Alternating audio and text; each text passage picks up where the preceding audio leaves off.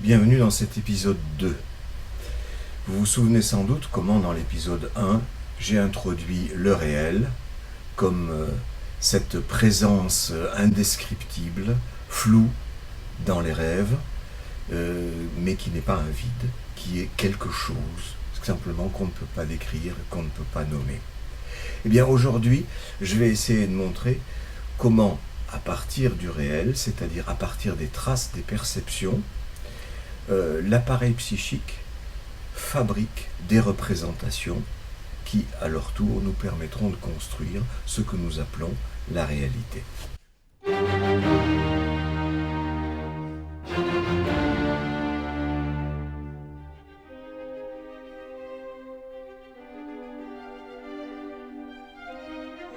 Ouais, l'inconscient est structuré comme un langage. Ouais, enfin, il n'y a qu'à regarder, quoi, là. L'inconscient est structuré comme un bébé accroché au ventre de sa... Oh putain, lui, encore le mal dominant. Et alors, quand on a découvert le réel, c'est-à-dire quelque chose qui est complètement hors langage, c'est-à-dire qui n'a jamais été encodé par un vocabulaire et une syntaxe, eh bien, on se demande si l'inconscient est tout structuré comme un langage. Il y en a au moins un bout qui ne l'est pas. Bon ben, je vais vous raconter comment ça fonctionne là. Si ça vous dérange pas, je prends mon petit déj pendant ce temps.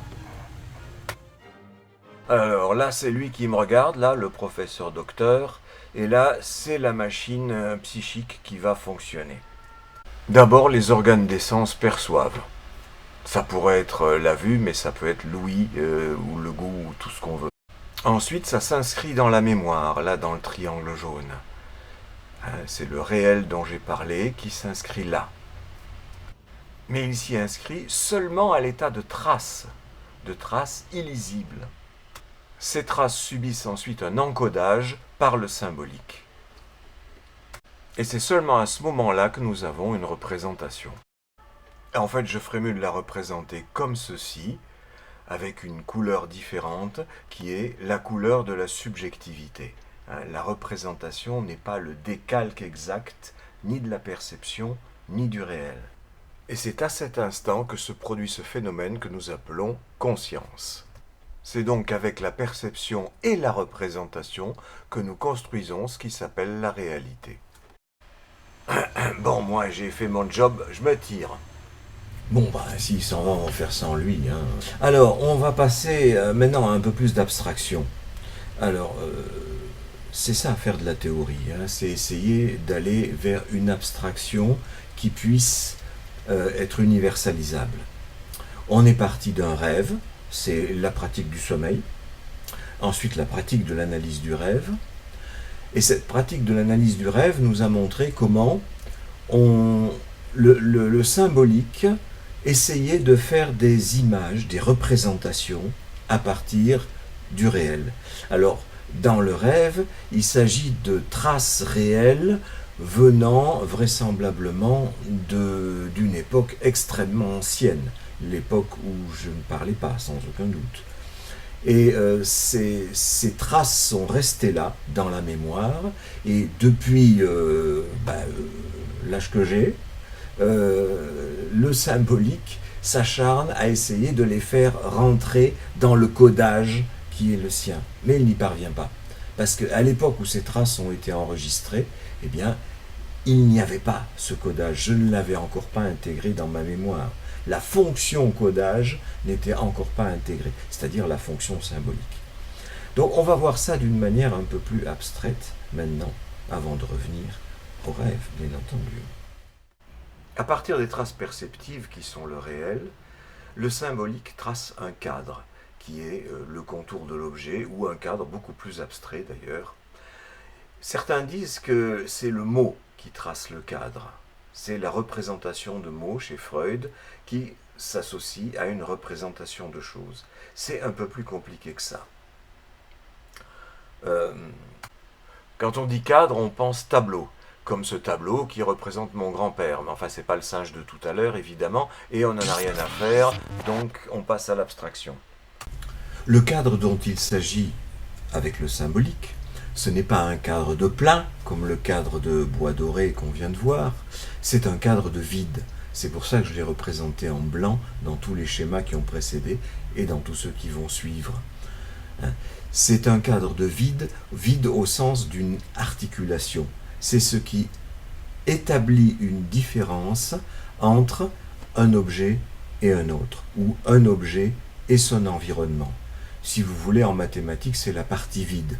Dans tout ensemble, il y a le nombre des éléments qu'on veut, mais il y a aussi forcément un élément de plus qui est la partie vide. Sinon, les éléments colleraient les uns avec les autres, on ne pourrait pas les distinguer. Il faut un vide entre les objets, comme il faut une articulation, c'est-à-dire un vide, ici au coude, et là au genou, enfin là. Et c'est ce vide qui permet à toute machine de fonctionner. C'est aussi un vide qu'il faut entre l'axe de la roue et la roue elle-même. Un vide qu'on remplit de billes. Ces billes ne remplissent pas la totalité du vide, elles permettent à la roue de tourner. Et il en est de même dans les institutions.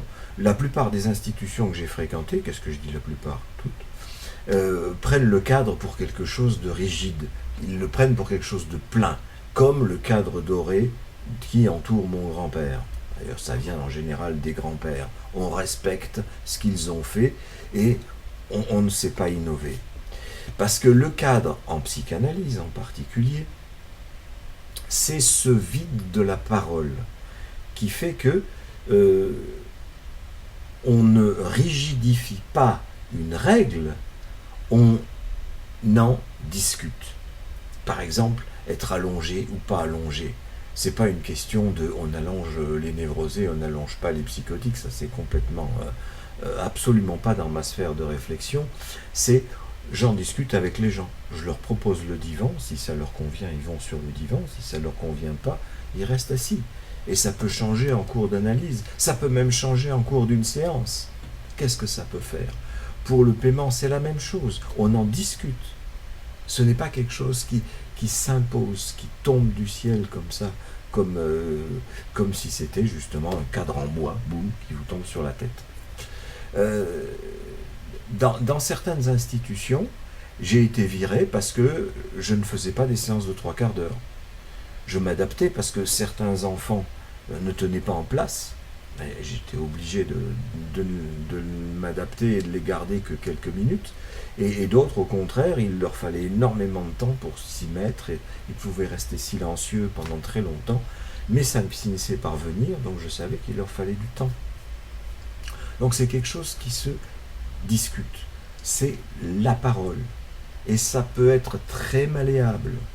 La seule chose qui est interdite et qui est rigide et qu'on ne peut pas transgresser en psychanalyse, c'est on ne passe pas à l'acte.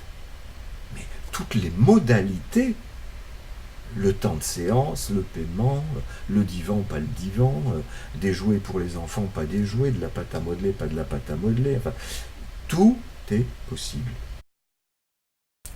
Sauf le passage à l'acte, et c'est ça, ce vide de passage à l'acte, qui permet l'articulation entre les deux protagonistes. L'articulation par la parole. Une parole, ça s'articule en effet, c'est ce qu'on dit. Et ce vide qui entoure la surface de la représentation, je peux vous le représenter comme ceci. J'ajoute avec les ciseaux un vide dans la feuille de papier et ce vide permet de détacher un morceau. Ce morceau, c'est la représentation et ce qui est tombé, la trace là, c'est ce qui reste de réel et qui reste toujours là. Ça part pas à la poubelle, ça reste en mémoire.